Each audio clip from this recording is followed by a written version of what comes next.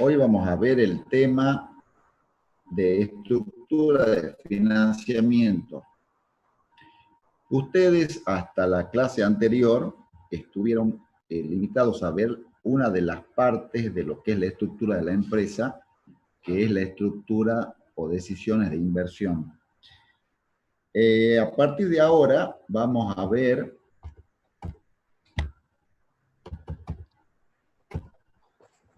la otra parte de la estructura, que es una de las grandes decisiones a las cuales está dedicado el administrador financiero, que es la parte del financiamiento precisamente de esa estructura de inversión.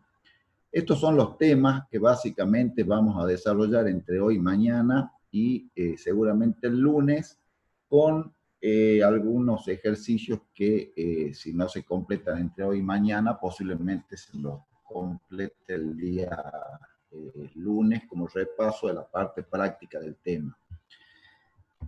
Recuerden ustedes que cuando nosotros hablamos de las decisiones a las cuales se refiere la tarea o las funciones del administrador financiero, nombrábamos tres tipos de decisiones importantes.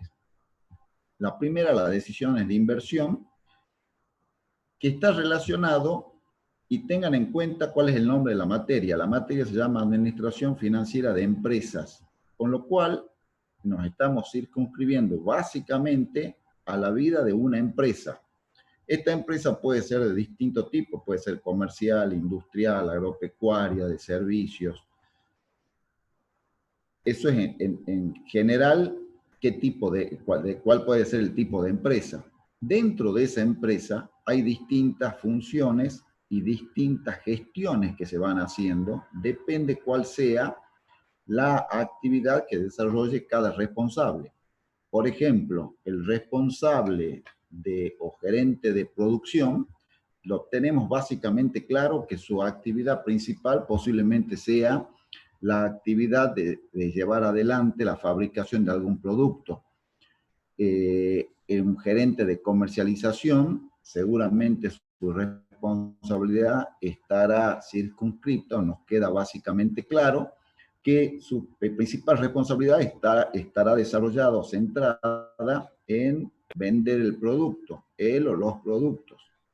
Cuando hablamos de las funciones de un administrador financiero, un poco por ahí tengo la sensación de que no queda claro qué es lo que tiene que hacer el administrador financiero y cuáles son sus funciones. Dentro de estas funciones, la teoría indica que se maneja dentro de tres grandes decisiones, que son las decisiones de inversión, de financiamiento y decisiones de distribución de dividendos o utilidades.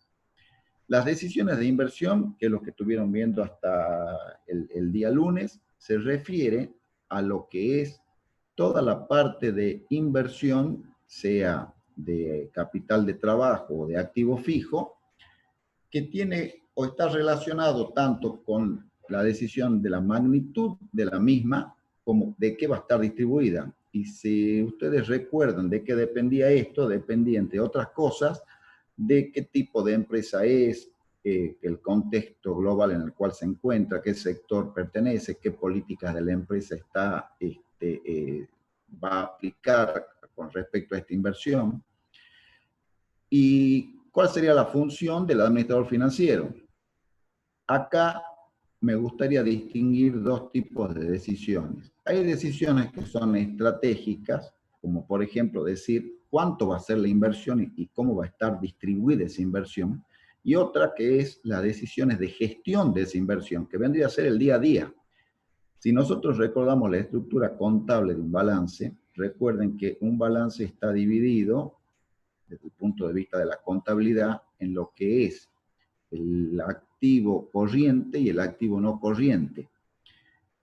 Nosotros nos dedicamos a la gestión de todo ese activo para cumplir el objetivo fijado desde el punto de vista de la administración financiera, que es hacer máximo el valor actual del patrimonio neto de los propietarios a valores del mercado. Entonces, una vez que se decidió cuánto es la estructura de inversión, en qué se va a invertir y cómo se va a distribuir, otra de las tareas o de las funciones que tiene el administrador es gestionar gestionar el día a día de esto. Dentro de estas gestiones del día a día se encuentra básicamente dirigido a lo que es el manejo del capital de trabajo. El capital de trabajo está dado por lo que es el activo corriente, disponibilidad de cuentas a cobrar, mercaderías, etcétera, etcétera. Y la otra parte, que es la contraparte de las decisiones de inversión, es la decisión de financiamiento. Y la decisión de financiamiento también desde el punto de vista de la estructura contable, lo que tenemos es, acá como les decía, esta es la parte de inversión a la izquierda, que es la parte de capital de trabajo y de capital fijo, y la parte derecha es cómo se va a financiar eso. Desde el punto de vista de la contabilidad, nosotros tenemos básicamente esta idea sobre cómo se desarrolla el aspecto financiero de la inversión. Y tenemos tres clases de pasivos. Un pasivo que es el pasivo operativo, que es el que está relacionado con lo que yo les decía recién de lo que es la gestión diaria, digamos, de la empresa, que básicamente está relacionada con el manejo del capital de trabajo. Y el capital de trabajo desde el punto de vista contable, recuerden que es la parte corriente, o sea, disponibilidad de cuentas por cobrar, mercaderías, y su consiguiente financiamiento operativo, que básicamente está relacionado con lo que son los proveedores, las cuentas a pagar operativas, el manejo de los impuestos, lo que se denomina por ahí financiamiento espontáneo, como por ejemplo puede ser un impuesto que se ha devengado en un mes y tiene un vencimiento en un mes posterior. Todo ese manejo operativo, en general, también lo podemos eliminar desde un punto de vista de la estructura o cómo vamos a presentar las dos estructuras. Fíjense que en la filmina anterior, la parte de inversión está financiada por tres clases de capitales, llamémosle así, o de pasivos. El pasivo operativo, el pasivo financiero y el capital propio, lo que conocemos como patrimonio neto. Si a ese pasivo operativo lo corro a la izquierda, restando del capital de trabajo, directamente me queda que la inversión neta del financiamiento operativo, que estaba dado por el pasivo operativo, está relacionada con aquellos que son los aportantes de fondos. Básicamente, podríamos decir que es quienes en definitiva ponen el dinero o ponen la plata. El aspecto financiero de la decisión de cómo se financia la inversión tiene distintos ribetes y tiene distintas particularidades que tienen que ver no solamente con el desarrollo de los mercados a donde accederíamos para obtener esos fondos, sino también a de qué tipo de empresa se trate y cuáles son las características y el tamaño de la empresa.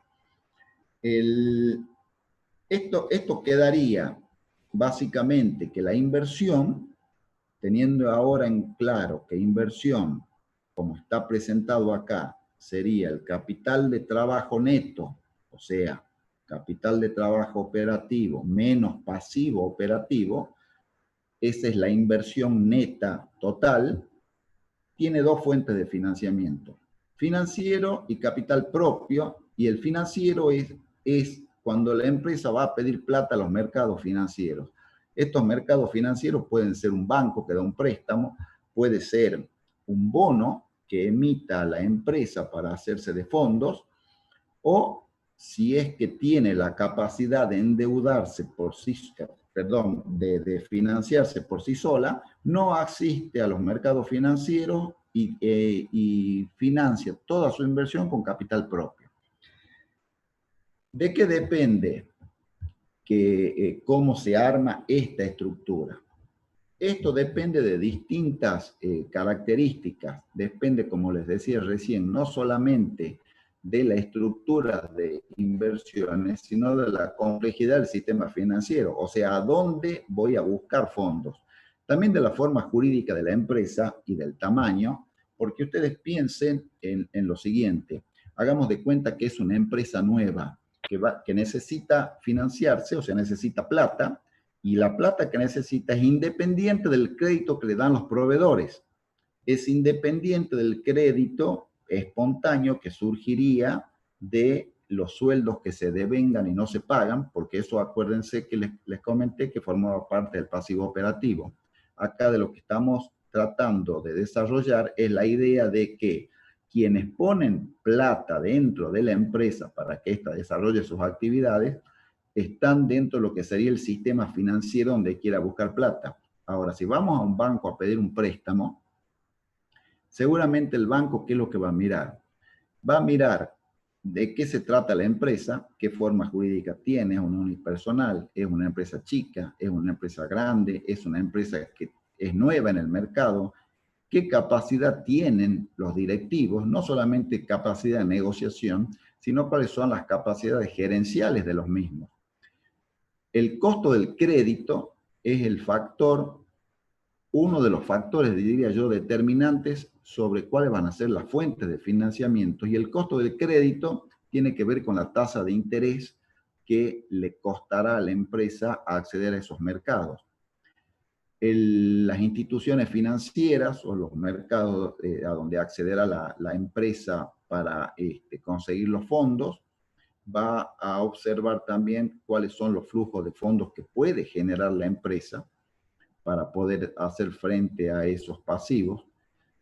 También tiene que ver dos o tres problemitas que tienen que ver, lo mismo que cuando veíamos las decisiones de inversión, las políticas, la magnitud y la estructura dependían de las políticas propias o decisiones propias de los directivos.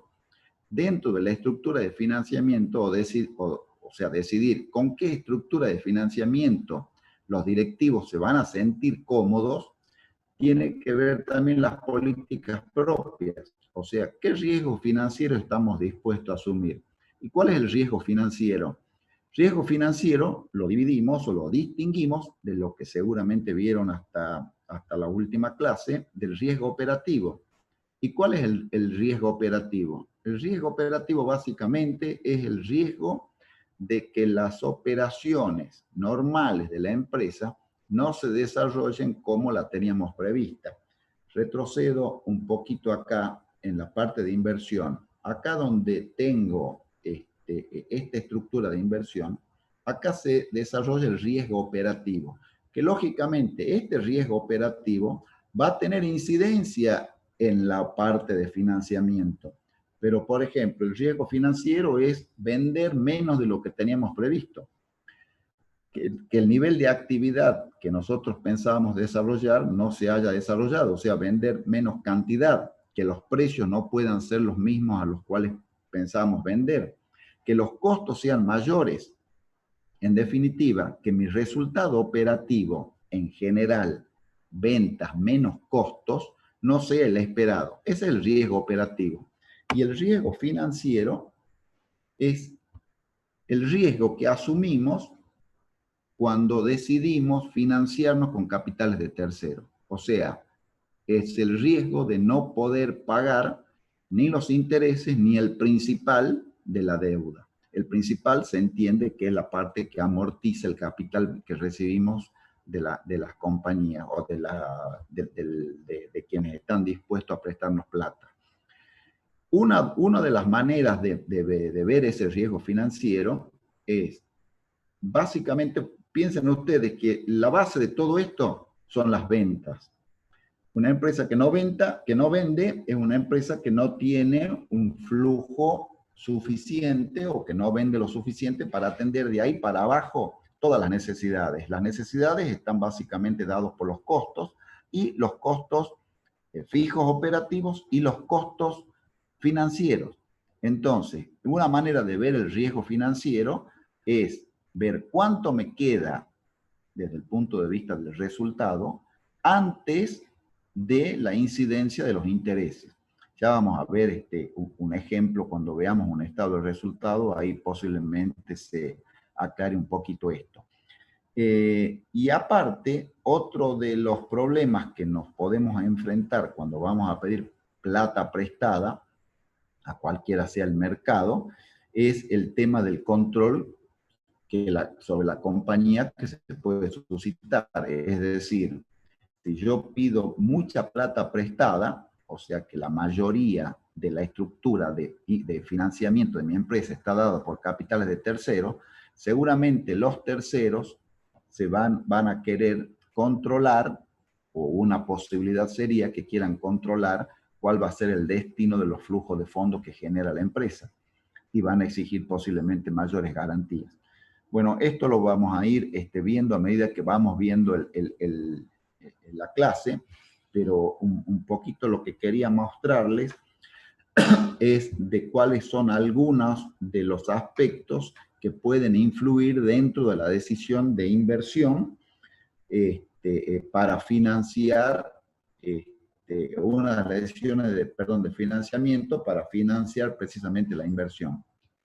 Recuerden siempre, como les decía al principio, que el objetivo principal dentro de las funciones del administrador financiero es maximizar el valor actual de la empresa a valores de mercado. Esto significa que tengo que decidir para cumplir este objetivo qué proporción de deudas y fondos propios voy a tener. O sea, cuánto va a ser de capital propio, de patrimonio neto, y cuánto de capitales de terceros. ¿Cuánto va a ser a corto y largo plazo? ¿Qué proporción puede ser en moneda dura? Se entiende alguna moneda que sufra menos los embates de la inflación que la nuestra, por ejemplo. O sea, ¿qué proporción voy a tener en una deuda en dólares con respecto a deuda en pesos? ¿Qué postura voy a adoptar con respecto al riesgo y control, que es lo que le mencionaba recién? Y esto que viene a continuación, que dice qué costo de endeudamiento estoy dispuesto a soportar, tiene que ver con el hecho de que cada estructura de financiamiento tiene un costo asociado. Hay algunos costos que son fácilmente determinables, y otros costos, o sea, son costos que están explícitos, y hay otros costos que son implícitos. Ya, ahora avanzamos un poquito más con el tema acá tienen, pero quiero volver un poquito sobre el título de esta filmina, que dice maximizar el valor de la empresa.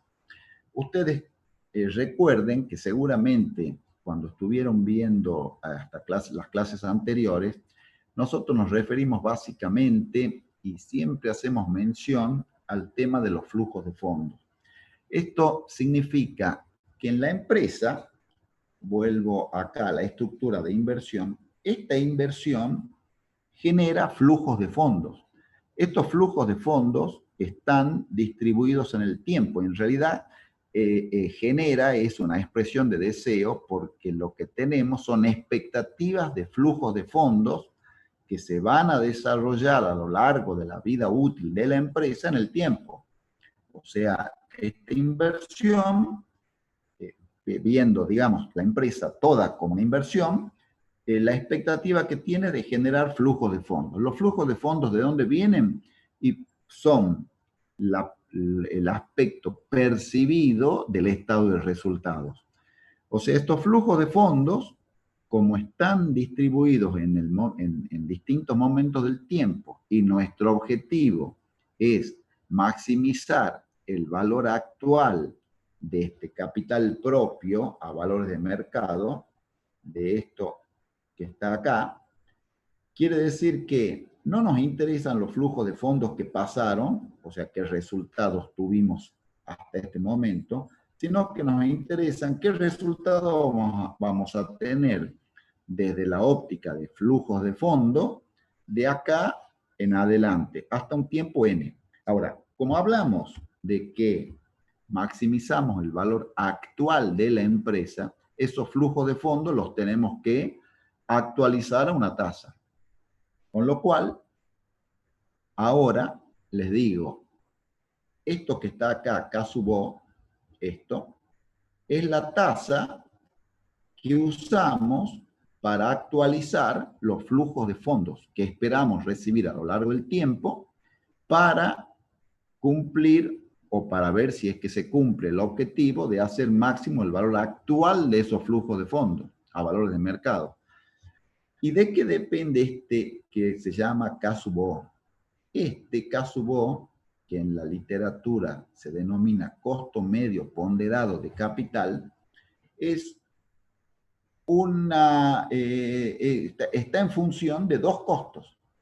Del costo K/I, que es el costo que nos cobran quienes nos prestan plata, comúnmente lo vamos a denominar como el costo de la deuda o tasa de interés de que nos cobran los prestamistas, y si tenemos distintas tasas de interés, tendremos este K/I, será una media de las tasas ponderadas por cada una de las fuentes de financiamiento de terceros,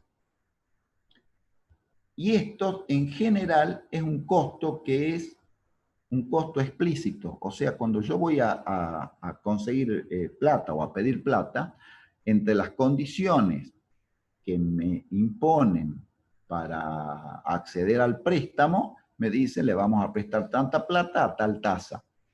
En general funciona así.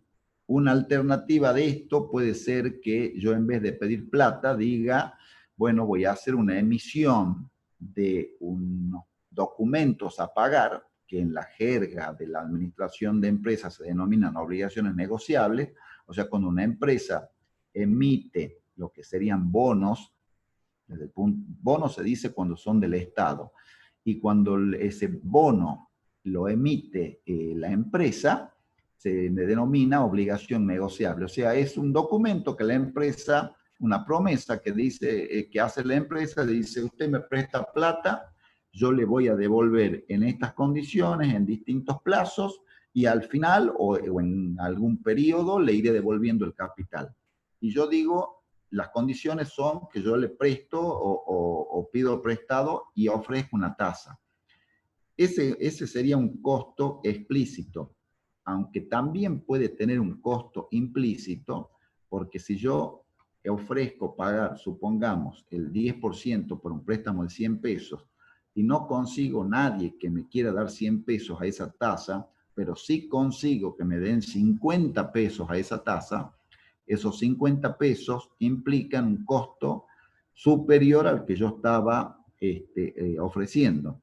Con lo cual, también puede haber una señal ahí de un costo implícito del endeudamiento. Y el otro costo, que es que es K/E, es el costo del capital propio. Este es un costo de oportunidad. Este es el costo que la empresa está suponiendo que es suficiente para atender las necesidades de las inversiones con el financiamiento de terceros. Fíjense que por definición diríamos que K/E siempre tiene que ser mayor a K/I. O sea, lo que piden los propietarios o lo que exigirían los propietarios tiene que ser una tasa, un costo de oportunidad mayor que aquel al cual se endeuda, que es K/I. ¿Y por qué será así? Y porque estos inversionistas, los dueños, son inversores residuales, o sea, de los fondos que se genere acá en la inversión, estos van a cobrar al último. Primero van a cobrar los prestamistas, y lo que sobra, si es que sobra, van a cobrar esto. Con lo cual, hay ahí implícito un riesgo. Y el riesgo está asociado con una mayor tasa, porque si yo, mi K/E, o sea, el costo del capital propio sería menor que el K/I, a mí me convendría ser prestamista de la empresa, que voy a cobrar antes que ser dueño. Entonces, el costo medio ponderado de capital, que es el K/O, está en función del costo del capital propio ponderado por cuánto hay de capital propio respecto al total, más el costo de capitales de terceros ponderado por cuánto hay de esto, de capitales de terceros respecto al capital propio. Acá hay una cuestión que es muy interesante, porque fíjense que el costo de capital de terceros, que es este caso B, tiene un agregado que es interesante, que es deducible impositivamente, lo cual le da un atractivo un poco más particular que respecto a otras fuentes, porque me permite que si yo me financio con deuda de terceros, esos intereses pueda deducirlos del balance impositivo y pagar menos impuesto a las ganancias. Por eso, este 1 menos T vendría a ser la tasa de costo de financiamiento de terceros deducido el escudo impositivo que está dado por 1 menos T, siendo T la tasa impositiva.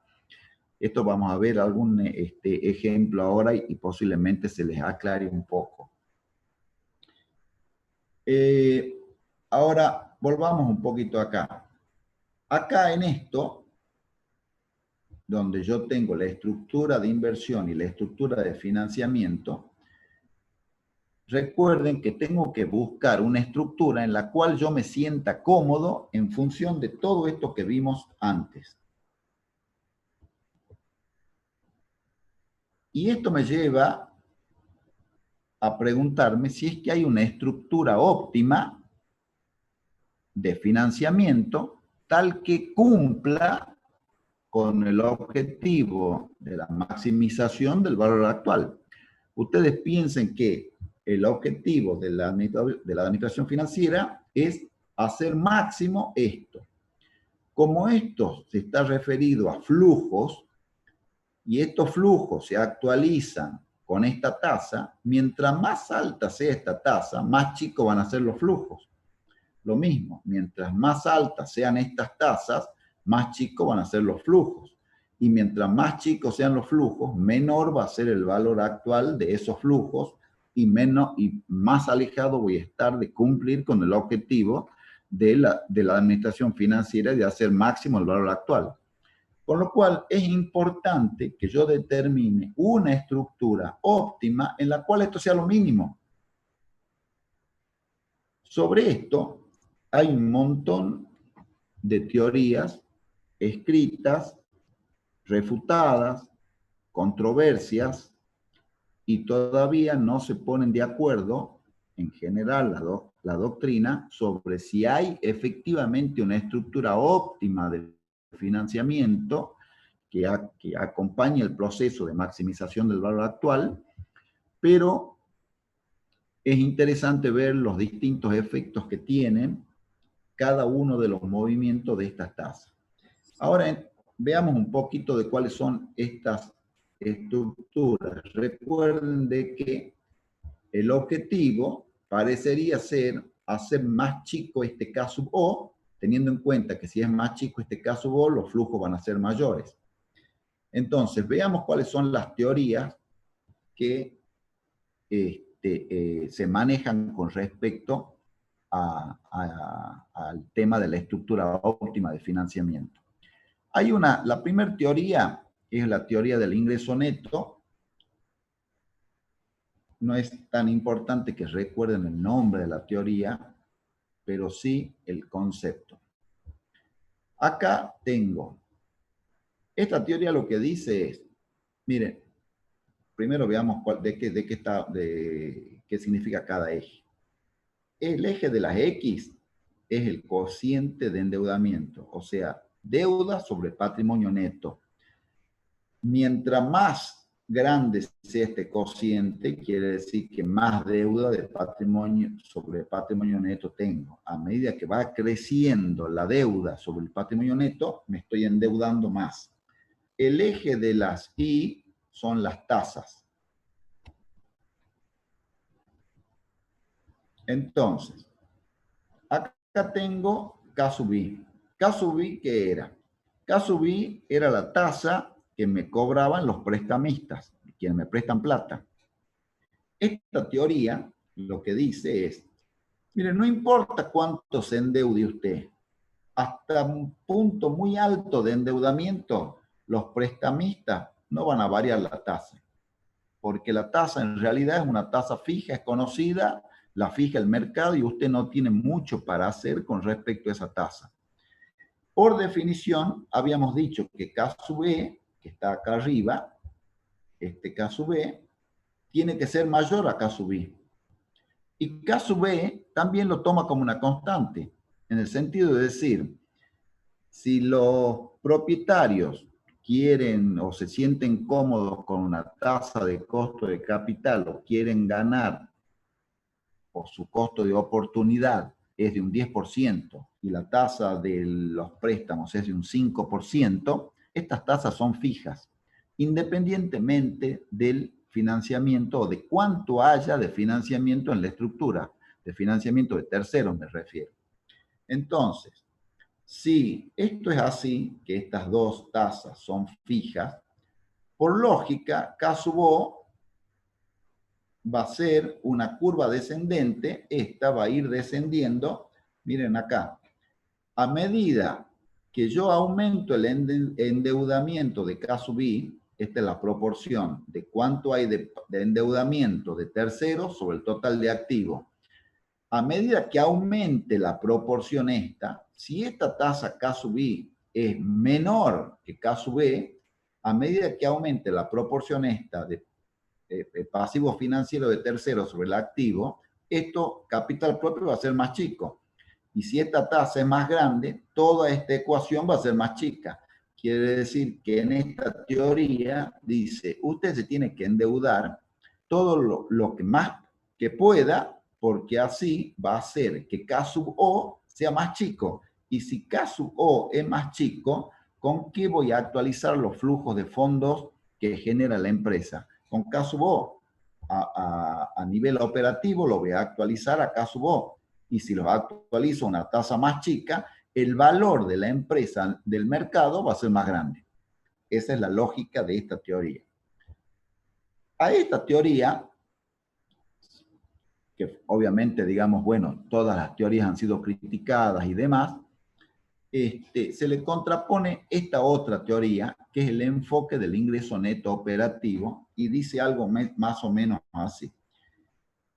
Mire, está bien, yo acepto que a medida que la deuda sobre el patrimonio va creciendo, la tasa K sub I se mantiene constante. Acepto que K sub E es mayor que K sub I, pero acá lo que se mantiene constante es K sub O sea, el valor total de la empresa. Esto un poco lo que dice es lo siguiente, no importa la estructura de financiamiento, la empresa vale por lo que valen los flujos de fondos que genera su actividad principal operativa. No importa cómo se distribuyan esos fondos, entre quiénes se distribuyan. No importa si se distribuyen entre los prestamistas o entre los propietarios. La empresa a valor de mercado va a valer lo mismo. No puede nunca valer una empresa más o menos según su estructura de financiamiento. Va a valer más o menos según su costo de capital y su, digamos, la congruencia que tengan los flujos de fondos que genera con respecto a las expectativas de la misma. Y a medida que se va endeudando más la empresa, los propietarios advierten mayor riesgo. ¿Por qué? Porque dicen, mientras más se endeude la empresa, yo más riesgo financiero corro. Entonces, voy a ir compensando todo lo que va cayendo, digamos, K sub O, con un incremento mayor de mi costo de oportunidad. Es decir, si yo era una empresa que no estaba endeudada o estaba muy poco endeudada, estaba dispuesto a pedir, supongamos acá, 10%, siempre teniendo en cuenta que los acreedores pedían un 5%, a medida que me empiezo a endeudar más, la participación de las deudas crecen con respecto al patrimonio neto, yo ya no me conformo con un 10%, ya quiero más, y quiero más porque estoy corriendo más riesgo, y estoy corriendo más riesgo porque a medida que tengo más endeudamiento, me va quedando menos para mí. Entonces, ese incremento de costo de oportunidad de los propietarios que está dado por K/E compensa cualquier caída de K/O. Esta es la segunda teoría. Y hay otra que dice, miren, en realidad esto básicamente funciona así. Hasta cierto punto de endeudamiento, es verdad que K/I se mantiene constante, pero a partir de cierto punto de endeudamiento hay dos grupos de gente que se empiezan a poner nerviosos.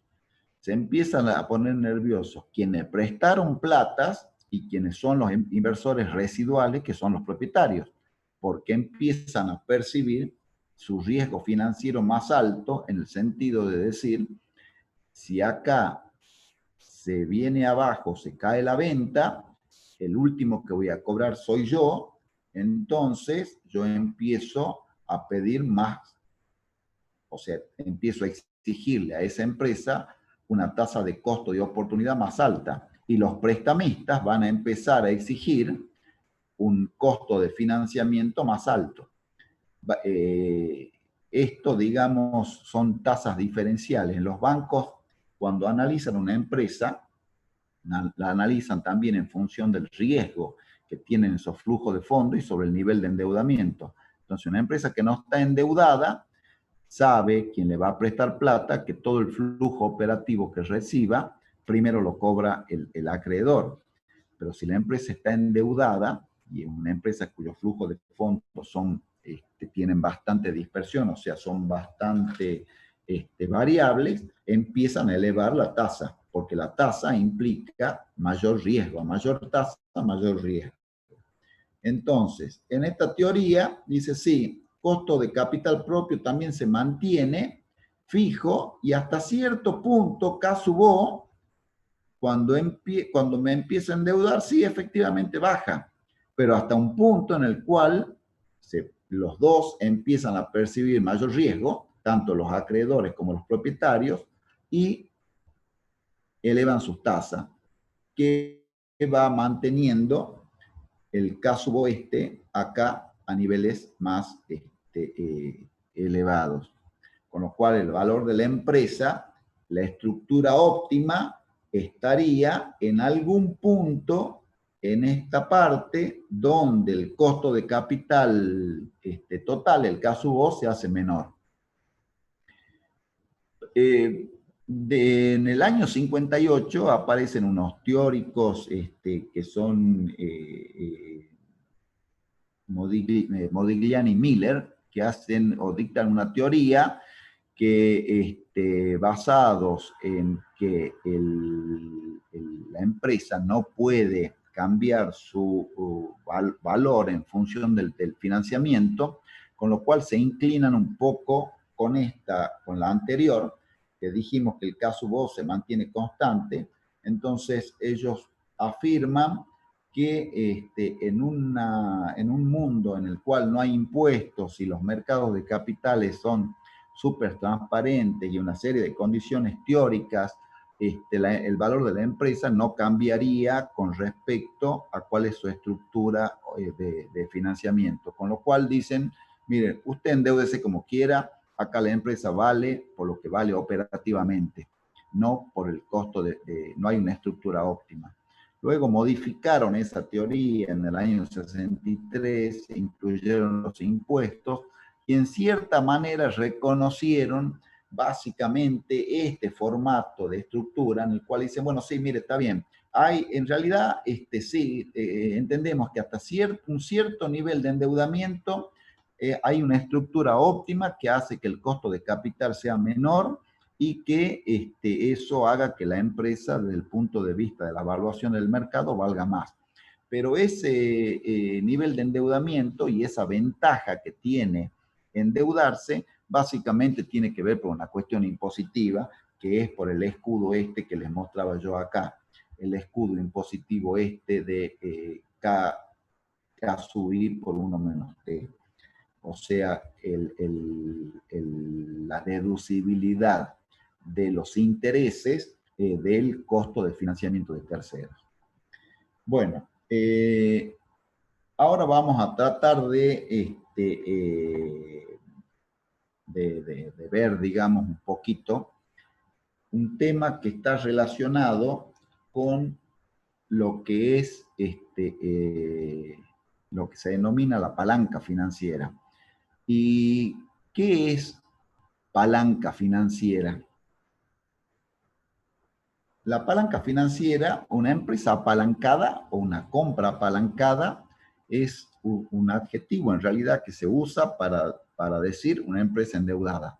O sea, una empresa que tiene deuda es una empresa que está apalancada. Parece ser que suena un poquito más agradable decir que una empresa está apalancada a decir que una empresa está endeudada. Pero se estudió, digamos, los efectos que tienen los cambios en los niveles de actividad de la empresa con respecto a distintos resultados.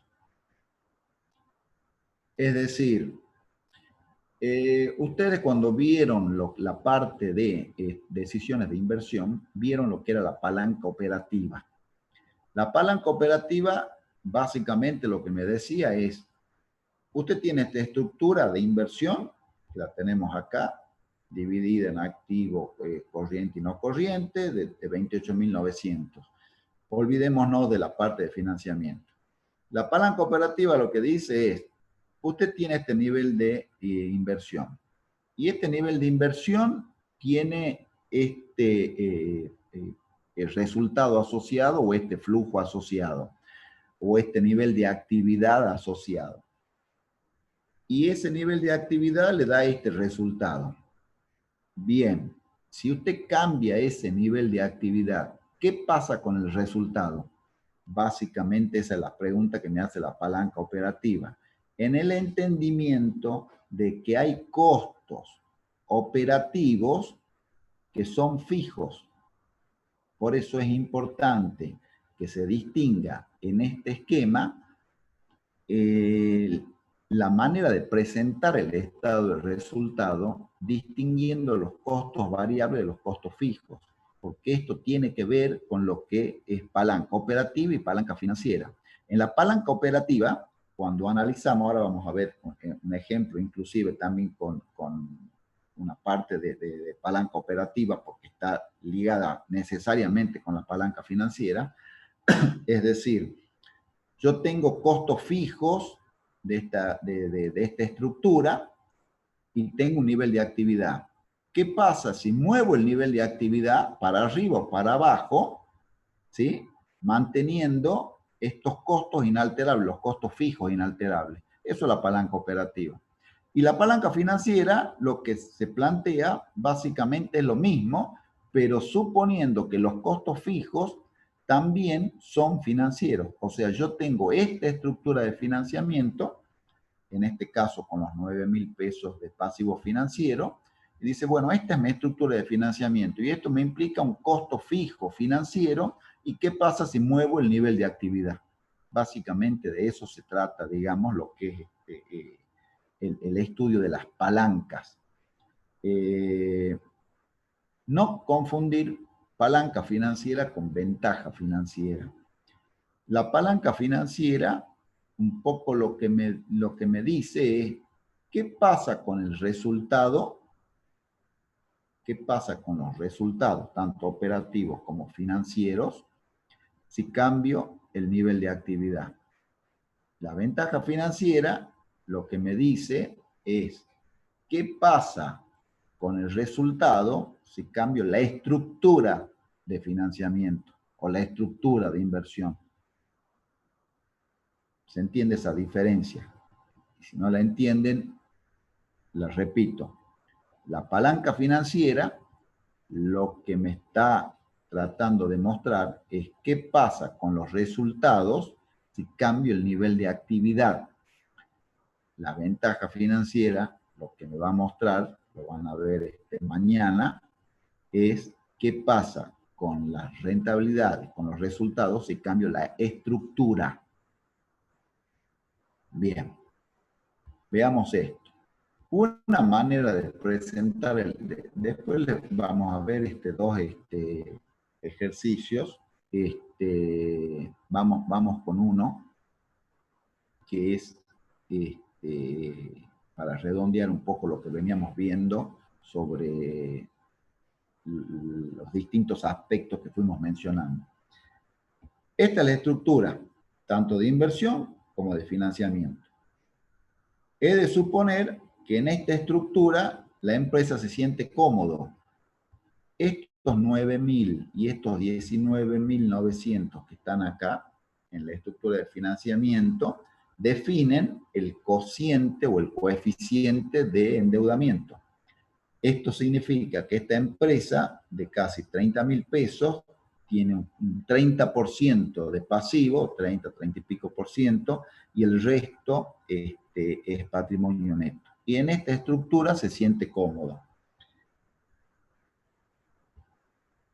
Esto ha generado resultados con un nivel de actividad que son las ventas y los costos varios, estas ventas. ¿Y estas ventas de dónde vienen? Estas ventas responden a una ecuación que debe ser cantidad por precio. Cuando decimos nivel de actividad nos estamos refiriendo a cantidad, o sea, cuánto vendo. No a qué precio vendo, sino qué cantidad vendo. Ese es el nivel de actividad, porque yo puedo variar el estado de resultados modificando el precio de venta, pero el precio de venta en general es un valor que me viene dado porque yo no puedo variarlo a placer porque tengo competencia, porque puedo perder mercados por una serie de características propias que hacen que el precio en general me lo dicte el mercado. Lo que yo tengo que hacer es tratar de aumentar el nivel de actividad y eso es decir, bueno, aumento el nivel de ventas en cantidades. Les decía que es importante que distingan este formato de estado de resultados de un formato tradicional que normalmente o posiblemente lo hayan visto con mayor, con mayor cantidad de veces que este. Pero o sea, ustedes tienen que manejar las distintas formas de armar el estado de resultados. El estado de resultados se puede armar de distintas maneras. Una de las maneras de armarlo es separando los costos variables de los costos fijos. Primero, que están acá, donde yo tengo costos variables 60.000, significa que estoy marcando la mercadería con un 100%. Si yo compro a 60 y vendo a 120, significa que lo que compro a 10 lo vendo a 20. Entonces, acá las ventas tienen una ecuación que es cantidad por precio, me da 120, esa misma cantidad que vendí por los costos variables me da 60.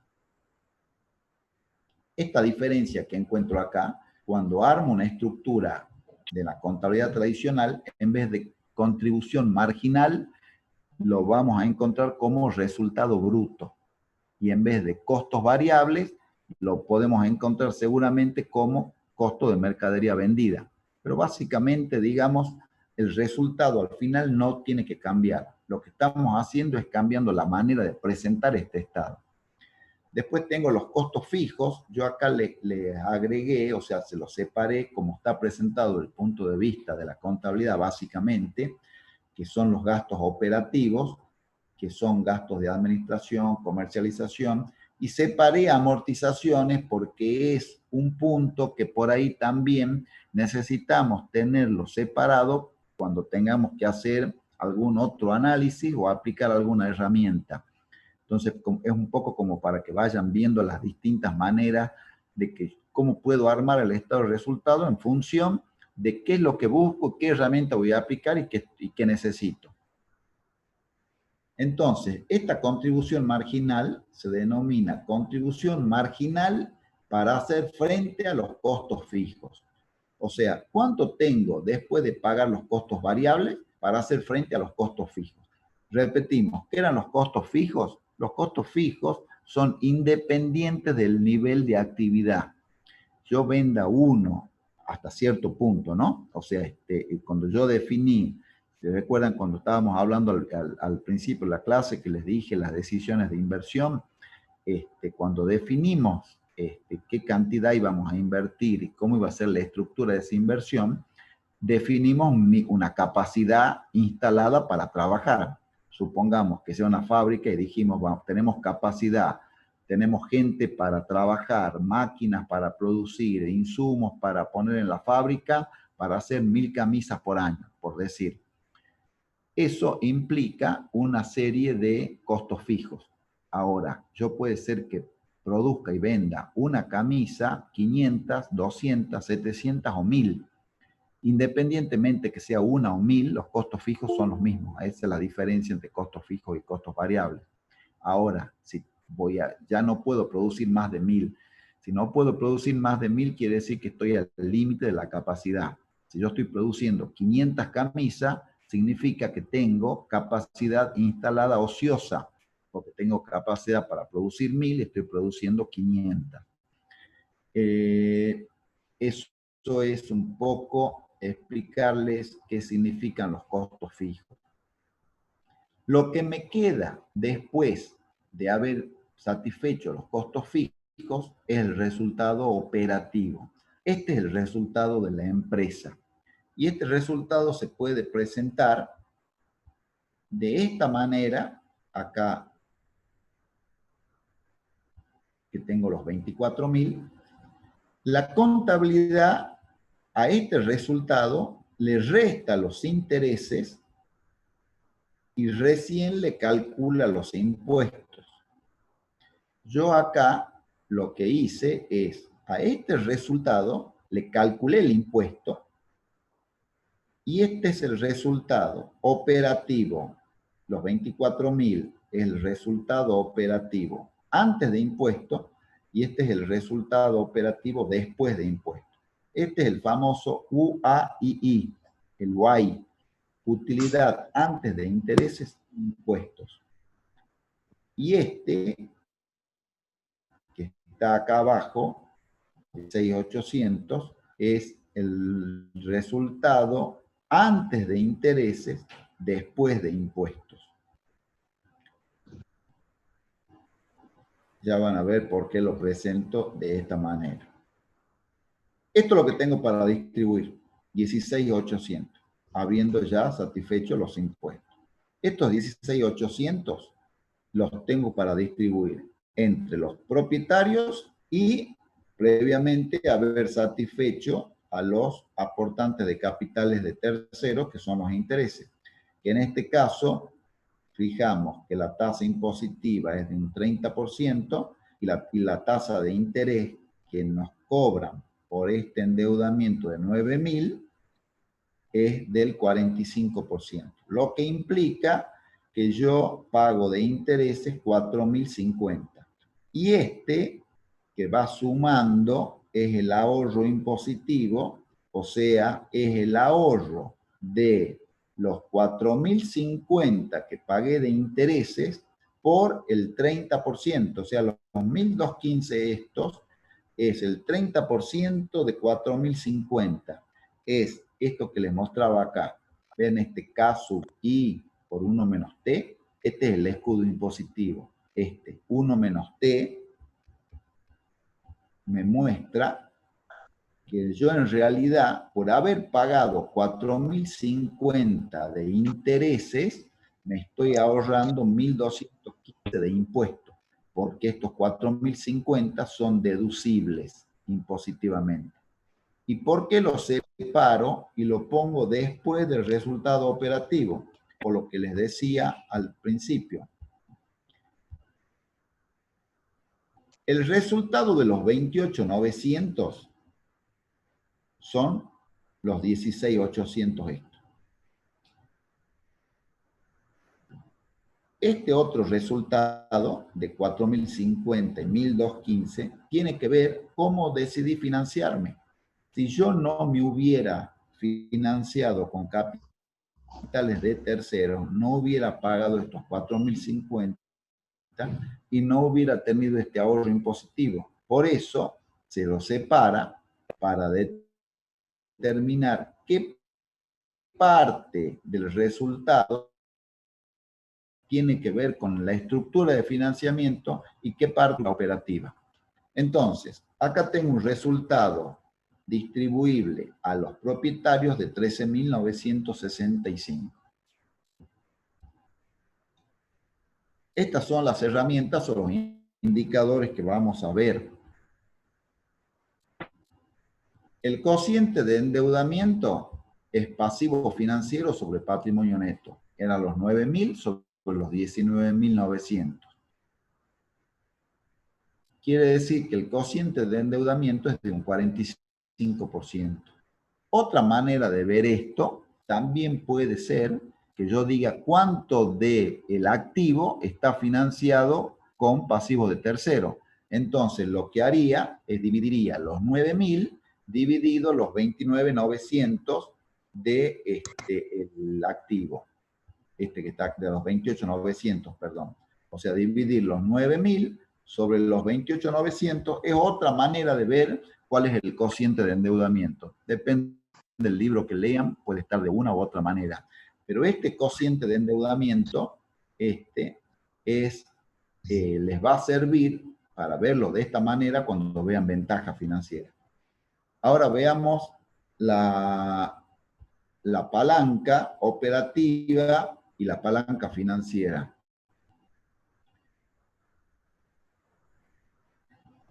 La palanca operativa, ven que dice ahí, la podemos ver antes de impuesto y después de impuesto. ¿Qué es la palanca operativa? Acá dice contribución marginal sobre Y, o sea, ¿cuánto me queda para hacer frente a los costos fijos sobre lo que me queda habiendo pagado los costos fijos? Miren, 60.000 sobre 24.000. Vamos acá. ¿Cuánto es 60.000? 60.000 es la contribución marginal. La tengo acá arriba en amarillo. Esto 60.000. Si yo divido 60.000 sobre 24.000, lo que estoy diciendo es, ¿cuánto me queda de esto para hacer frente a estos 36.000 que son los costos fijos? Otra manera es que lo tome después de impuestos. Si lo tomo después de impuestos, acá el resultado no les va a cambiar, pero tienen que tener la precaución de que a la contribución marginal le tienen que restar el impuesto. O sea, es la contribución marginal por 1 menos T. Estos 60.000 que están acá, por no me acuerdo cuánto era la alícuota de impuesto, del 30% menos. O sea, 60.000 por 30% es 18.000 menos los 60.000, o sea, por 1 menos T, me da los 42.000. ¿Dividido cuánto? 16.800. ¿Qué es 16.800? Es lo que tenía acá. O sea, ¿cuánto me queda de la contribución marginal después de impuesto sobre el resultado operativo después de impuesto? Eso es la palanca operativa que vieron la semana pasada. La pregunta que nos podemos hacer acá es, ¿este número es bueno que sea alto, es bueno que sea bajo? Y razonemos, miren, sentido común. Absolutamente sentido común y análisis del estado del resultado. Estoy analizando esta cantidad, contribución marginal, con lo que me queda después de pagar los costos fijos. Si lo que me queda, o sea, dividiendo esto, ¿no? Dividir 60 sobre 24. Si divido 60 sobre 24, supongamos que acá no tenga costos fijos. Supongamos que acá costos fijos sean 0. ¿Cuánto sería la contribución, cuánto sería la palanca operativa? La palanca operativa sería 1. ¿Por qué? Porque mientras más grande sea el denominador, significa que menos son los costos fijos. Menores son los costos fijos. Si los costos fijos son 0, esto daría 1. Con lo cual, un indicador de cuánta plata me está quedando ya habiendo pagado los costos fijos, es el número este. Si este número es chico, quiere decir que me quedó mucha plata. Si acá me queda 2,50. 2,50 diría yo que está en el medio, porque puede ser que sea 4. Si queda 4, significa que la contribución marginal respecto a lo que me queda después de haber pagado los costos fijos es grande. Quiere decir que los costos fijos son altos. Es básicamente sentido común. Si los costos fijos acá hubieran sido 56.000, acá ¿cuánto me hubiera quedado? Acá me hubiera quedado 4.000. Si me hubiera quedado 4.000, yo hubiera dividido 60 dividido 4, este número hubiera sido más alto. Este número más alto significa que los costos fijos son más altos y eso es un indicador de riesgo. Lo mismo ocurre cuando analizo la palanca financiera. Cuando analizo la palanca financiera también la puedo analizar antes de impuesto o después de impuesto. Si la analizo antes de impuesto, ¿qué analizo? Antes de impuesto. La Y, o sea, el resultado operativo antes de intereses e impuestos, menos los intereses es lo que me queda habiendo pagado los intereses. O sea, los 24.000 estos menos los 4.050, que son 19.950, este número 1,203, esperen que se me fue la flecha, no sé, acá está. Este 1,203 es la utilidad antes de intereses e impuestos sobre la utilidad neta antes de impuestos. Y si lo quiero analizar después de impuestos, pues bien, analizaré los 16.800, que ya es el resultado operativo después de impuestos, dividido los 13.965, que es la utilidad neta después de impuestos. Y el número no va a cambiar. O sea, siempre teniendo en cuenta que o trabajo antes de impuesto o después de impuesto en ambos casos. Lo que viene a continuación es qué significa cada uno de estos números. ¿Qué significa 2,50 y qué significa 1,20? Estos son indicadores de palanca en el sentido de que también me da una medida de riesgo o una medida de variabilidad. Recuerden que les dije que lo que estamos analizando es en la palanca cómo varían estos resultados, tanto los operativos como los financieros, si cambiamos el nivel de actividad. Cambiar el nivel de actividad significa decir, vendo una X cantidad más o menos, manteniendo constante el resto. O sea, no significa que yo vendo más porque cambié el precio de venta, no significa que me bajó el costo porque conseguí mejor precio de costos variables. Significa que cambié el nivel de actividad. O sea, en vez de producir y vender 500 camisas, pasé a producir y vender 750 camisas, por ejemplo, manteniendo el precio, manteniendo los costos fijos, tanto operativos de estos 36.000 como los costos fijos financieros de estos 4.050.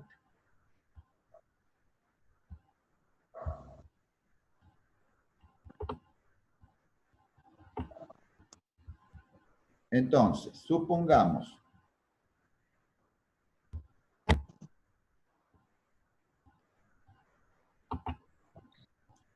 que yo tengo que el nivel de actividad se incrementa en un 15%.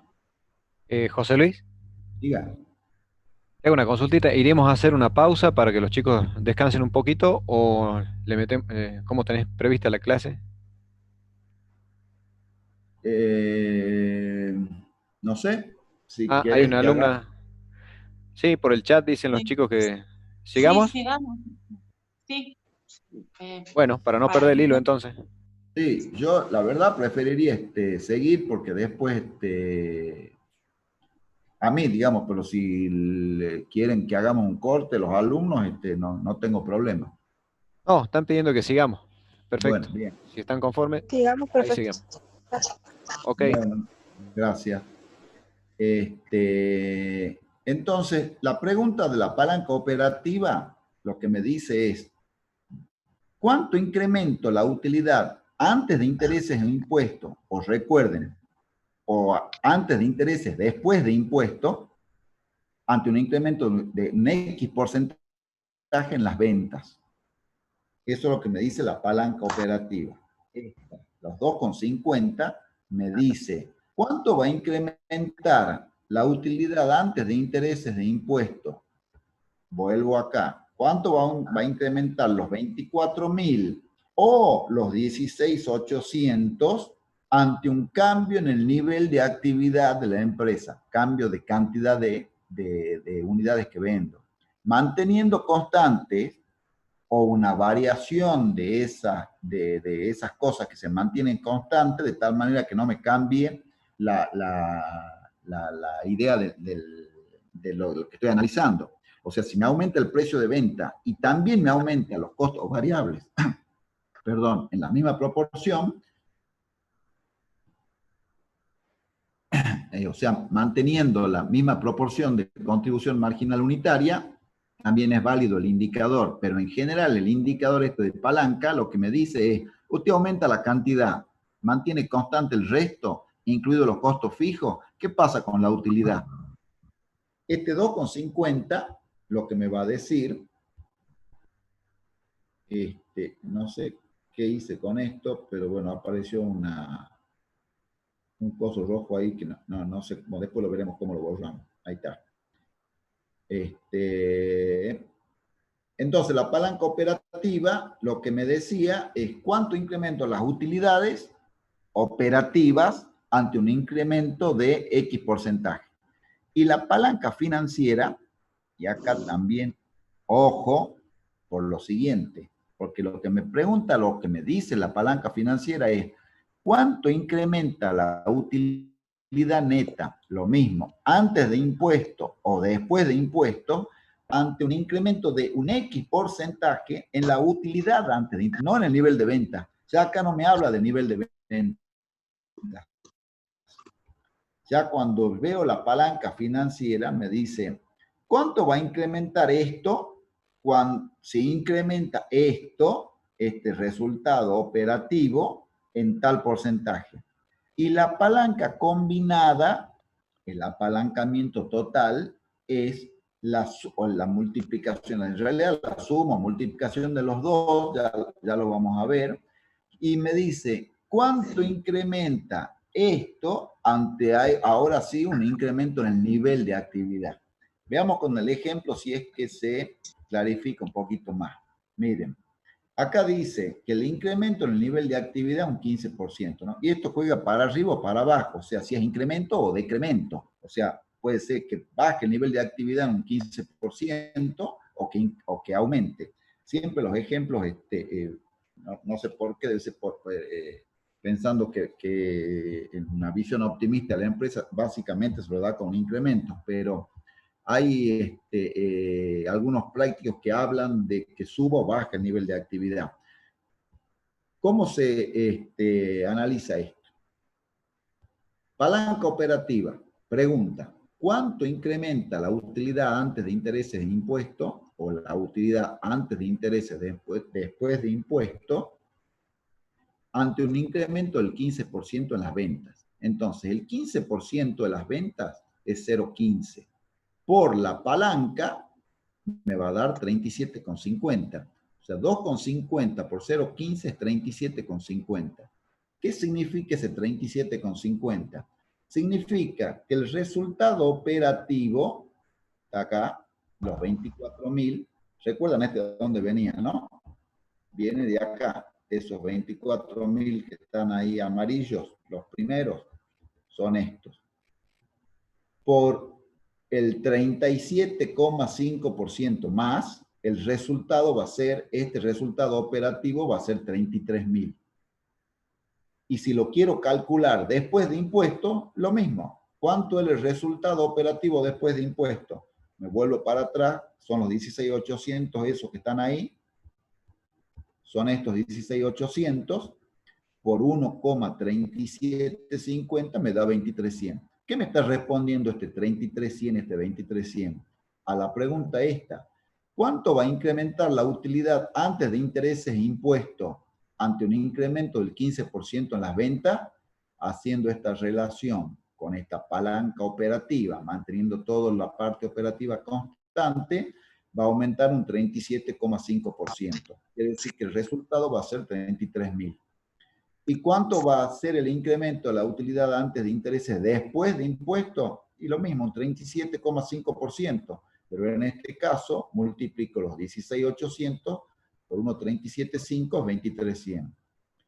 Y la palanca financiera, y acá presten atención, porque la palanca financiera, como está planteado, me dice cuánto incrementa la utilidad neta antes de impuestos o la utilidad neta ante el incremento de ¿qué? Del 37,5%, que es este. Este no lo puedo saber, porque si yo, o sea, a ver, si yo digo que el incremento es de un 15%, recuerden que lo que yo dije es que lo que incrementa la actividad, lo que incrementa un 15% el nivel de actividad. No dije que el 15% es un incremento en esto, que es el que yo tomo de base para calcular la palanca financiera. Entonces, si sigo la hilación del 15%, tengo que, para ser congruente con lo que vengo diciendo, es, si aumenta el nivel de actividad un 15%, ¿cuánto va a ser la utilidad antes de intereses de impuestos? 33. Y después 23, operativa. Si aumenta un 37,5% la utilidad antes de intereses de impuestos o antes de intereses después de impuestos operativa, ¿cuánto va a aumentar la utilidad neta? Entonces acá, en vez de 15, tiene que venir 37,5. Por la palanca financiera, que es 1,203, me da 45,11. Este 45,11 está acá, lo multiplico por el resultado neto antes de impuestos, me da 28.950, que son los 33.000 estos, menos los 4.050 que eran, ¿qué? Los costos fijos financieros. Me debería dar la utilidad 28.950. Y el resultado neto después de impuestos, 13.965, ¿se acuerdan este? 13.965 que está acá abajo de todo, que es la utilidad neta. Si lo multiplico por el 1,45 me da 22,64. Eso sería después de impuestos. Y ahora veamos los dos estados de cómo quedaría el estado de resultado, digamos, con el cambio. Las ventas aumentaron ¿cuánto era? 15, ¿no? 15%. El 15% me lleva a las ventas a 138.000. La contribución marginal a 69. Los costos fijos quedan en 36. Estos no cambiaron, por eso son fijos y en esto se basa el indicador. El resultado operativo es 33, después de impuestos 23.100 y el resultado neto 22.65. Acá lo van a ver a los dos juntos. Miren, este es el momento cero y este con el incremento. 0,15, que es el nivel de actividad por la palanca operativa, me da un porcentaje. Este porcentaje, 37,5, es lo que aumentó 33 respecto de 24. Si dividen 33 dividido 24, va a dar 37,5. Lo quiero calcular después de impuestos, es lo mismo. Estos 16.800 que están acá, por el 37,5 más, me va a dar los 23.100. Y este 37,5 que aumentó acá, la parte operativa, por 1,203, que era la palanca financiera que habíamos calculado, ¿a dónde? No me acuerdo. Acá, 1,203, me da los 20,265 después de impuestos.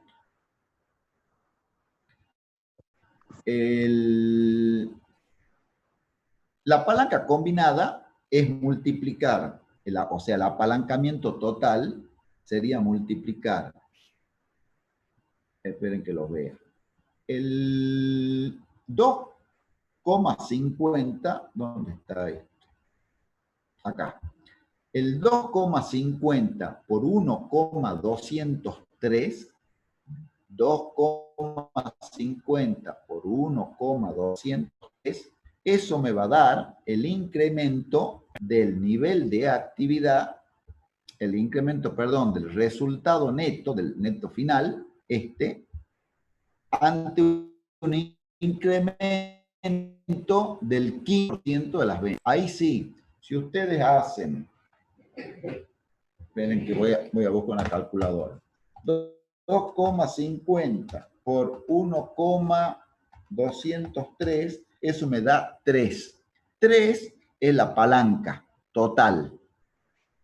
Quiere decir que si yo quiero saber cuánto va a valer el resultado neto, habiendo un incremento del nivel de actividad del 15%, ese 3 lo tengo que multiplicar por 15 y me da 0,45, o sea, 45%. Por 100 esto es 45,11%. Y fíjense acá cuánto aumentó el nivel de actividad. El nivel el nivel de resultado neto aumentó un 45,11%, habiendo aumentado un 15% el nivel de actividad. Bueno, esto es ventaja, esto lo van a ver mañana. Yo les voy a mostrar, para redondear, otro práctico. ¿Se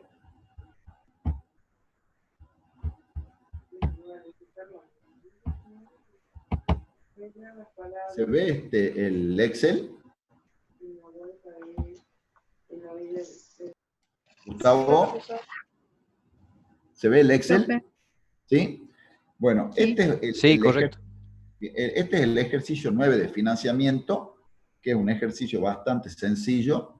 Se los comento sucintamente para no leer el enunciado. Es una empresa que tiene 300 de capital de trabajo, 1000 de activo fijo, 200 de de pasivo financiero y 1100 de patrimonio neto. El total de la inversión es 1300, sumas iguales 1300. Yo acá les puse 20% es la tasa a la cual está financiado este pasivo. Acá les puse en líneas punteadas, fondo de maniobra. Si hacemos la abstracción de que esto no es un pasivo financiero, sino un pasivo operativo, que es lo que dijimos al principio de la clase, el activo corriente, o sea, el activo operativo, menos el pasivo operativo, es lo que ustedes lo tienen que haber visto como fondo de maniobra. Esto lo puse como una digresión solamente para aclarar lo que era pasivo operativo, pero esto, fondo de maniobra no es, ¿no? Es simplemente para que haciendo una, digamos, configurando como que esto es pasivo operativo, no pasivo financiero. Bien. Tengo las deudas 200 financiadas, capitales de tercero al 20%, y tengo este nivel de actividad. Tengo 20.000 unidades, por 0,15 es el precio de venta, me da 3.000 de ventas. 20.000 unidades por 0,10 de costos variables, tengo 2.000 de costos variables. En la contribución marginal, obviamente la diferencia, 20.000 por 0,5, que es la diferencia entre precio de venta y precio de costo. Esto es contribución marginal unitaria 0,05. Por la cantidad de unidades me da 1.000. Tengo costos fijos de 100 una utilidad antes de intereses de impuestos de 900, y acá me detengo para ir a esta otra estructura o manera de presentar estos resultados, que es lo que posiblemente ustedes estén más acostumbrados desde el punto de vista de la contabilidad. Fíjense que hasta acá es lo mismo. Tengo 1000 de contribución marginal, 100 de costos fijos, utilidad antes de intereses de impuestos 900 es igual. En la contabilidad, ¿qué hacemos? Restamos los intereses, menos los intereses, 40, que es el 20% que está acá de los 1000, de los 200, me da estos 40. La utilidad antes de intereses e impuestos es 860. Recién calculo el impuesto, 33%. Este 283 es el impuesto. Resultado neto, 576,20. Yo esto lo quiero presentar como lo presenté recién en la clase. ¿Qué hago? Utilidad antes de intereses e impuestos, 900. Impuesto operativo, 33%, 297. Resultado operativo después de impuestos, 603. Intereses, 40. Esto no cambia. Es un costo fijo, financiero. Ahorro impositivo, los 13, que son los 40 por la tasa impositiva. Este es el escudo impositivo de los intereses. Sumas iguales. 576 contra 576. Esto también lo podría presentar de otra manera, sin los costos variables o fijos, cambiando que esto sea costo de venta y esto sería el resultado bruto. Y acá en vez de costos fijos, costos operativos. En definitiva, la manera de presentar no me cambia el resultado, me cambia qué componentes y cómo los distribuyo adentro en función de qué esté buscando, qué herramienta voy a aplicar y qué conclusión quiero sacar. No hay una manera de presentar los estados de resultados. Eso también tengan en cuenta, porque por ahí los confunde un poco, y sobre todo en algún examen, que les pueden presentar una estructura y ustedes creen que es la única. Tienen distintas maneras de verla. Bueno, los indicadores que ya deben haber visto: rentabilidad del activo. ¿Qué es la rentabilidad del activo? Es la rentabilidad, siempre esto está relacionado con lo operativo. ¿Qué es lo operativo? Lo quiero ver antes de impuestos. ¿Cuál es el resultado acá antes de impuestos? 900. Guay. ¿Sobre qué? Sobre 1300, que es la inversión. Me da 69% la rentabilidad del activo. Lo quiero calcular después de impuestos. Tengo que ser coherente. Después de impuestos es 603. ¿Y 603 sobre cuánto? Sobre 1300. ¿Y qué es qué diferencia hay entre el 69 y el 46? Si yo a 69% le saco el impuesto, voy a llegar al 46. No hay mucha magia en esto. Es relacionar y sentido común dentro del estado de resultados. O sea que antes de impuestos es 69. Quiero saber cuánto es mi rentabilidad. Después de impuestos, a ese 69 lo multiplico por 1 menos T. 1 menos T es 67. El 67%, el 69 es 46. Lo mismo con la rentabilidad del patrimonio neto. ¿Qué me indica la rentabilidad del patrimonio neto? Es cuánto me quedó a mí, 500, perdón, vamos a porque acá dice antes de impuestos. Antes de impuestos es esto, 860. Tenía este resultado operativo, le resté los intereses, son los 860. También lo puedo armar de acá, nada más que acá tengo que sumar más cosas y restar más otras. Tengo que restar aquí 13, sumarle 297 y restarle 40. Y voy a llegar a 860. Los 860 sobre el patrimonio neto, los 1100, me da 78%. Lo quiero calcular después de impuestos.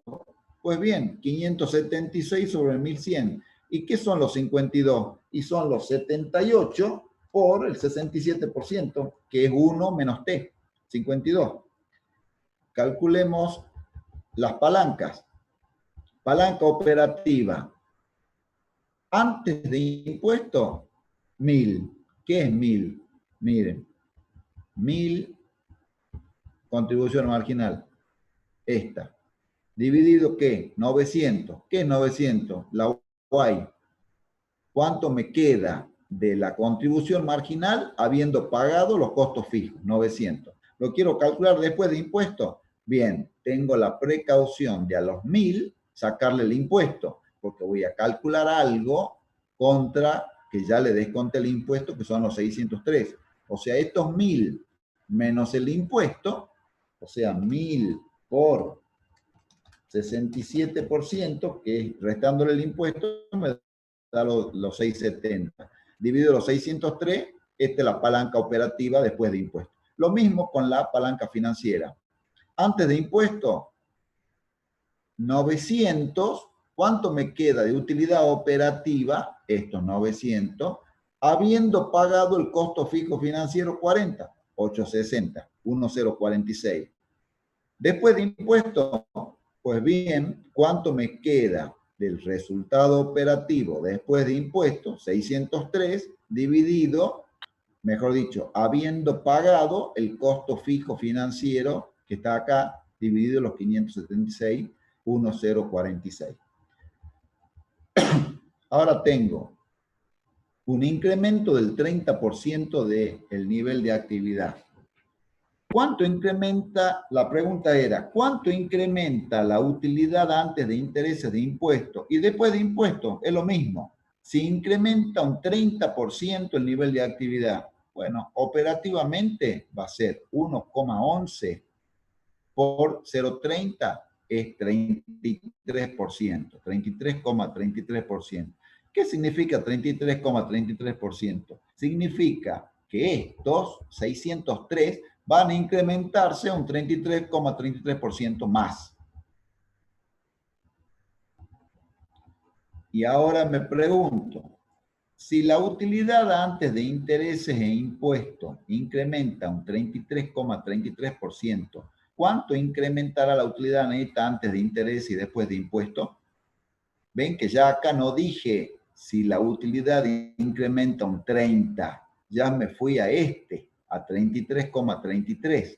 Entonces, si la utilidad antes de intereses e impuestos aumenta un 33,33%, la utilidad neta va a aumentar un 34,86% por efecto de la palanca financiera que es 1,0,4. O sea, va a aumentar más que proporcionalmente. Eso significa la palanca. La palanca lo que significa, como de ahí debe venir el nombre, de una cuestión física, es decir, yo ejerzo una pequeña fuerza sobre algo y puedo mover mucho más volumen haciendo menos fuerza. Bueno, este mucho mayor volumen significa que si aumento un 30% el nivel de actividad, la utilidad va a aumentar un 33%. Va a aumentar más que el 30%. ¿Cuánto más? 1,11. Si aumenta un 33% la utilidad antes de intereses de impuestos, ¿cuánto va a aumentar la utilidad neta? Va a aumentar 1,0,4 más que ese 0,33. Por eso es el efecto palanca que se le llama. Ojo, esto es para arriba o para abajo, con lo cual, si el nivel de actividad acá en vez de aumenta un 30, digo, decae un 30, y después completen este práctico, porque me parece que tiene distintos niveles, no recuerdo si también tiene caída el nivel de actividad, la caída va a ser 0,30 por 1,11, si sería caída, va a caer en vez de un 30, la utilidad va a caer un 33%. Y si la utilidad cae un 33%, el resultado para los dueños va a caer un 34%, no un 33%. O sea, más que proporcionalmente. Entonces, veamos. Si yo tengo que tenía 900 de utilidad por el 1,33, me va a dar 1.200 antes de impuestos. Y tenía 600 de utilidad después de impuestos por 1,33, va a valer 804. Y la financiera tenía 860 antes de impuestos por 1,3486, que es esto, va a valer 1.160 y va a valer 777 después de impuestos. Estos números están redondeados, ¿no? Si lo hacen con centavos, les va a dar con alguna pequeña diferencia. Bueno, y acá tengo. Profesor, Diga. disculpe, en el estado de resultado que usted presenta como alternativa 1, no se ha modificado la cantidad ahí, porque usted sigue teniendo 20.000 por 15, como se tiene en el momento 0. En ese momento no es que se incrementa el nivel de actividad en un 30%. ¿En cuál estoy presentando? Perdón. ¿Acá? ¿En Arriba. este? Ah, sí, ahí, en ese. No, Tenemos es que acá, perdón, acá estoy al mismo nivel de actividad. Acá tengo el nivel de actividad es 20.000 y acá es 20.000. Nada más que son dos maneras distintas de presentar el mismo estado de resultado. Ah, Fíjese. bien. Sí, porque yo lo estaba siguiendo con el práctico y ahí me confundí. Está bien. Usted está viendo la solución del práctico. Sí, yo lo estaba siguiendo con el déjela a un práctico. costado esa, déjela a un costado, mire esta y después hágalo al práctico. Bien, profesor, Así no. muchísimas gracias. No, por favor. Mire, acá en esta, ve ahí está con el cambio del nivel de actividad.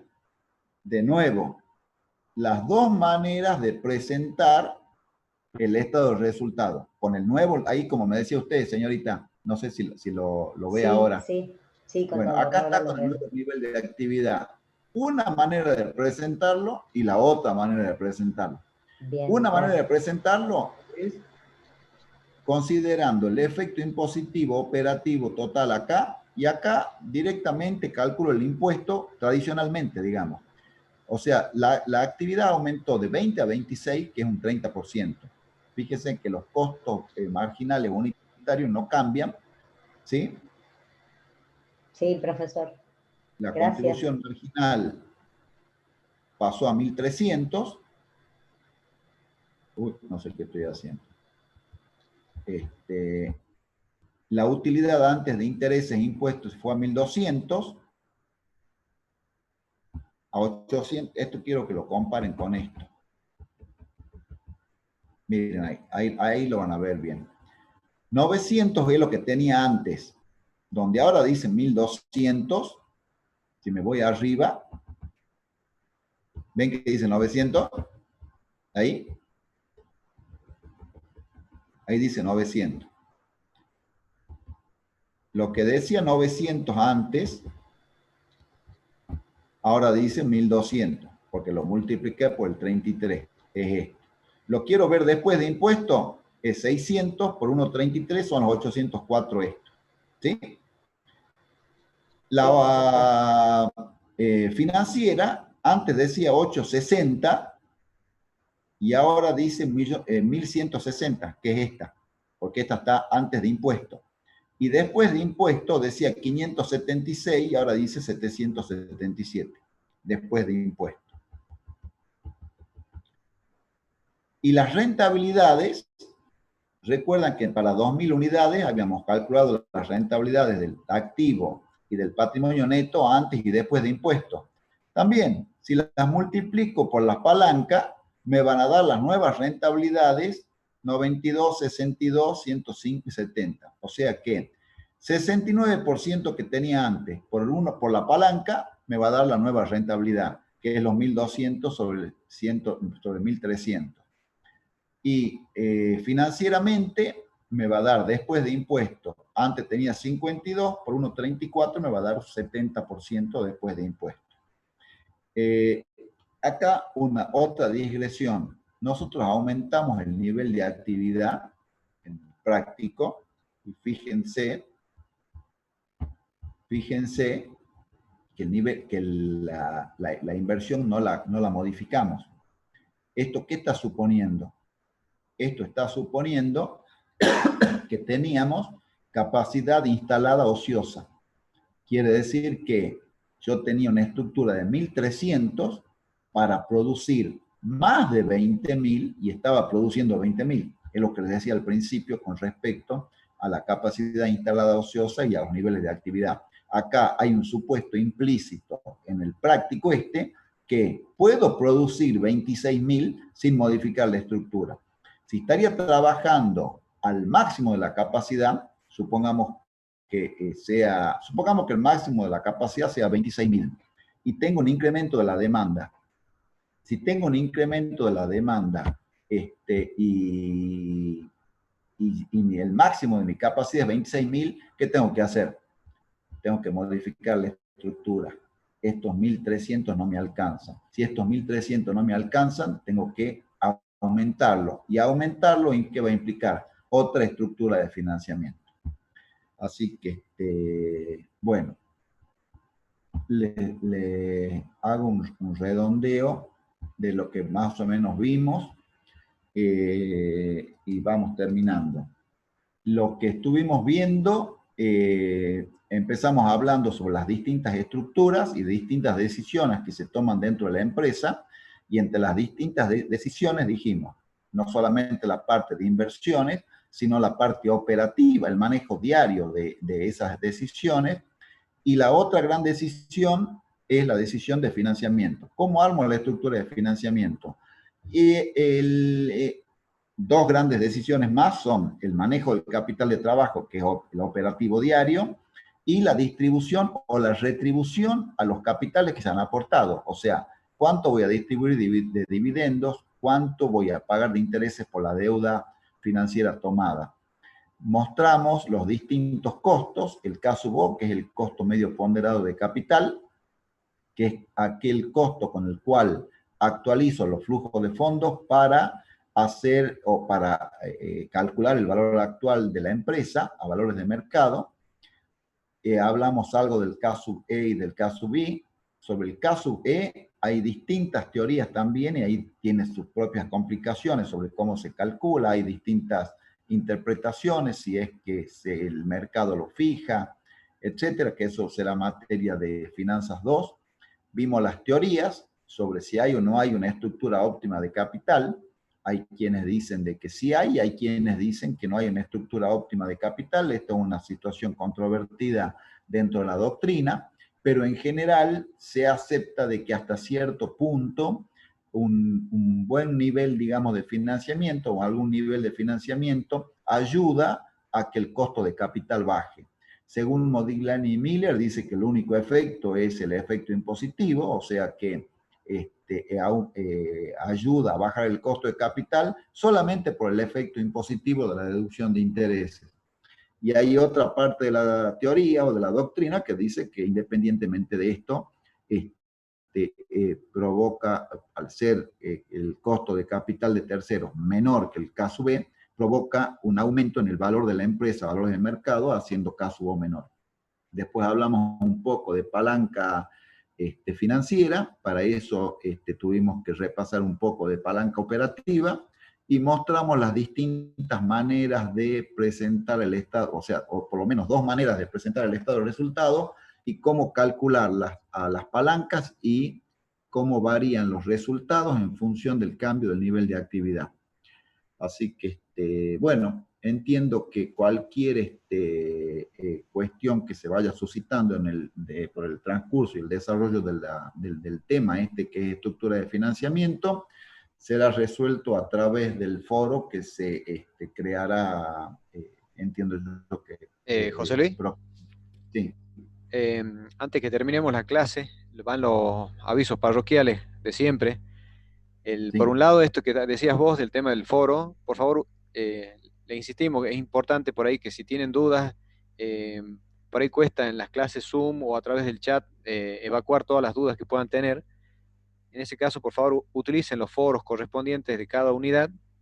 Y bueno, si hay algunas consultas que decían que había una divergencia entre lo que se habló en la clase con el material de estudio, también que detallen qué parte han leído del material de estudio para poder evacuar las dudas que puedan tener en ese sentido. También este viernes, para que recuerden los alumnos, hay la autoevaluación de la unidad anterior de estructura de inversiones que se desarrolló la semana pasada y terminó ayer, en la clase de ayer, para que recuerden que está disponible esa autoevaluación durante todo el día viernes. en la modalidad de preguntas de respuesta múltiples, cortitas, sencillas, y con un plazo determinado de tiempo, para que ustedes puedan evaluarse en el sentido de ver cómo van desarrollando la materia, y si van incorporando los conocimientos que a nuestro criterio son los principales y que están volcados en esas preguntas que les hacemos o que preparamos para que ustedes se puedan autoevaluar.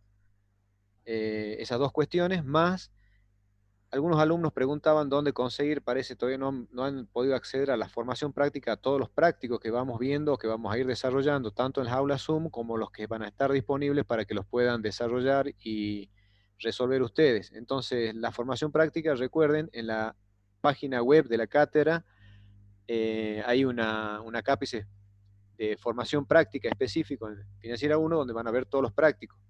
En el caso particular de estructura de financiamiento, hay un total de 10 prácticos. Van a tener un archivo de Word donde está el enunciado, y la solución también puede ser en Word o en Excel, como este que desarrolló José Luis ahora, que está en Excel, donde ustedes pueden también utilizar ese formato para ir calculando con distintos números, hacer cambiar o hacer variar los valores que van tomando en las distintas variables para ver qué resultados les van dando.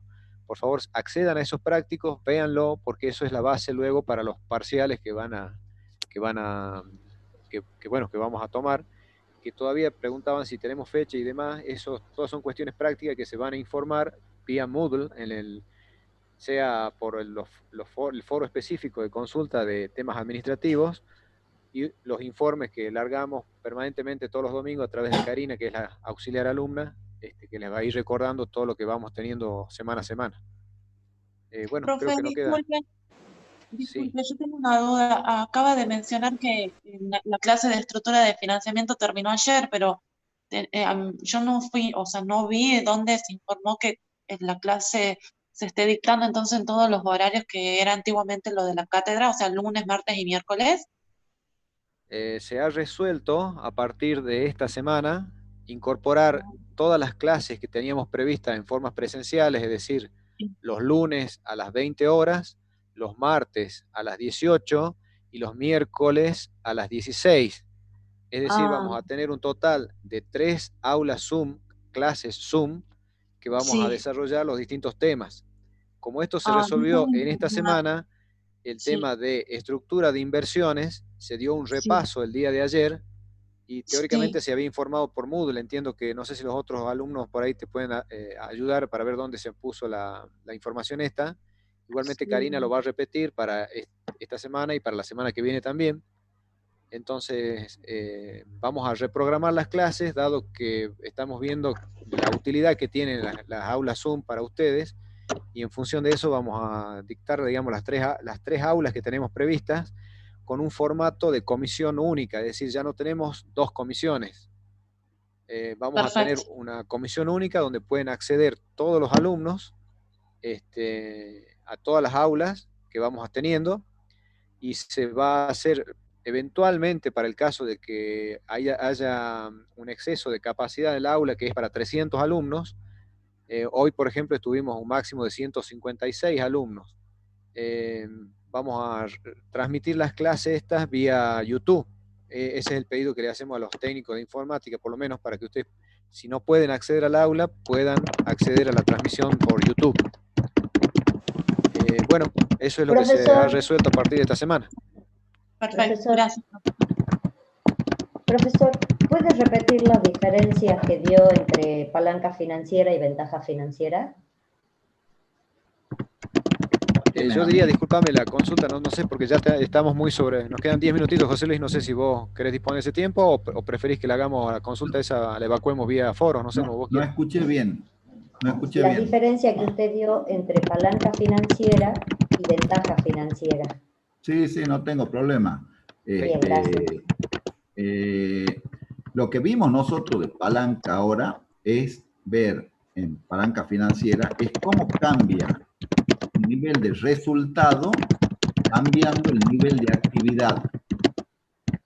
Acuérdense que cambiamos el nivel de actividad en los ejemplos que vimos. En el último, por ejemplo, habíamos aumentado el nivel de actividad de un 30%. Entonces me pregunto, ¿cómo va a cambiar mi utilidad manteniendo fijos distintos parámetros, en este caso los costos fijos operativos y los costos fijos financieros, sin variar precios de venta ni costos variables de compra, ni tasas impositivas, ni costos de financiamiento, ¿cómo va a cambiar mi utilidad, mi resultado neto ante un cambio del nivel de actividad de la utilidad antes de intereses e impuestos? O sea, ¿cómo cambia la utilidad neta si se modifica la utilidad operativa?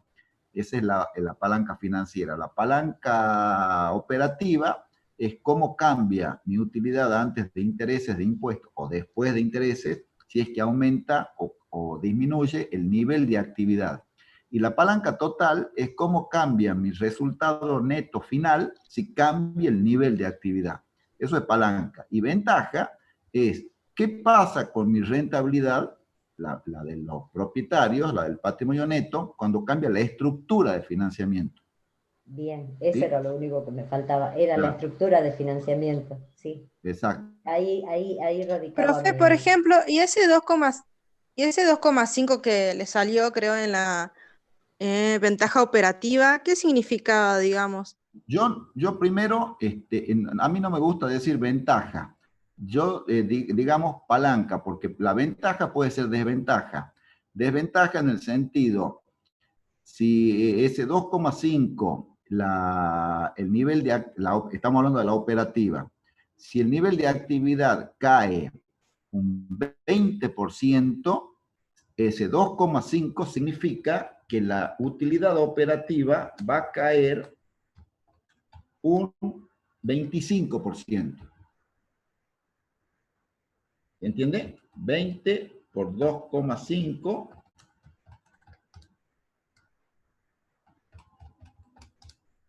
Perdón, un 50%. Eso significa. Entonces, el 2,5S, decir que es una ventaja, no sabemos si es ventaja, porque es un número que lo que me está diciendo es qué va a pasar con el resultado si cambia el nivel de actividad. Si el nivel de actividad cayó un 20%, esto va a caer más que el 20%. ¿Cuántas veces más? 2,5 veces más. O sea, me va a tener una caída del 50%. Lo mismo aplica para la palanca financiera. Por eso Listo, profe. Sí, me quedó clarísimo. Sí, de todas maneras, ventaja, por ahí en algunos escritos o algunos libros, figura como grado de ventaja operativa, pero hay otra bibliografía que critica esta terminología y se refiere en realidad a lo que es una palanca, que puede no ser ventaja, digamos. Bien, profe. Y última consultita, me quedó una duda, porque bueno, se me entrecortaba el internet que tengo, y me quedó una duda cuando usted hace activo menos pasivo operativo, decía, y eso me daba el fondo de maniobra. Y yo tenía esa duda porque yo pensaba que el fondo de maniobra era el capital permanente. Entonces yo digo, profesor, me confundieron los cables ahí porque no lo entendí. No, por eso. A ver, trato de aclararle. Primero que hay distintas maneras de exponer la información.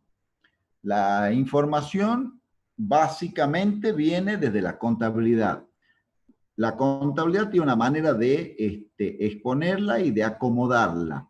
Depende qué es lo que usted esté buscando, puede acomodarla de otra manera, depende qué herramienta quiera usar, puede hacer los arreglos suficientes para ver qué es lo que usted está buscando y qué herramienta va a aplicar.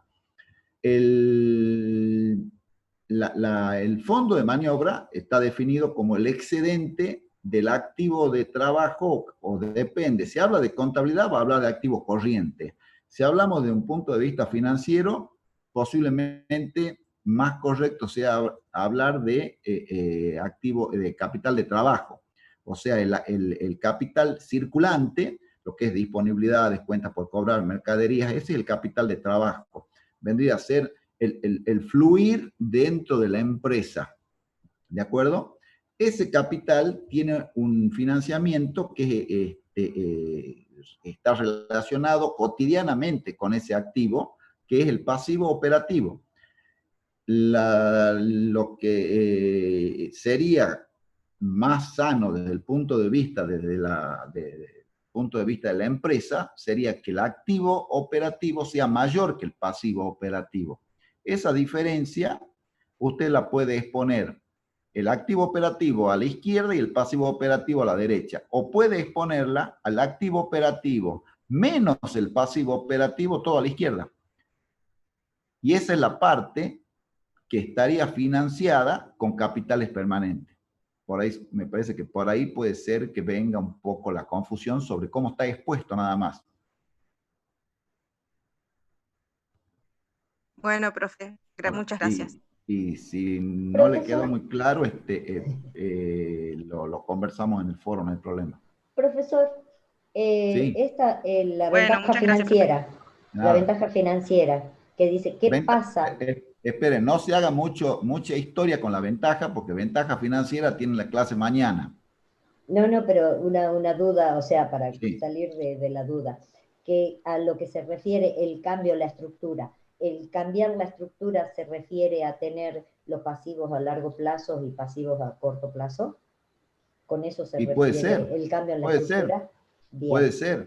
puede ser que, o sea, puede ser que cambie eso y eso implique un cambio del costo de financiamiento. Y si cambia el costo de financiamiento, lo que tiene que ver es cómo repercute ese cambio de estructura en el resultado de la empresa, en el resultado para los propietarios. Bien, gracias, profesor. No, de nada. Perdón, y también puede haber un cambio en la ventaja por un cambio en la rentabilidad operativa, ¿no?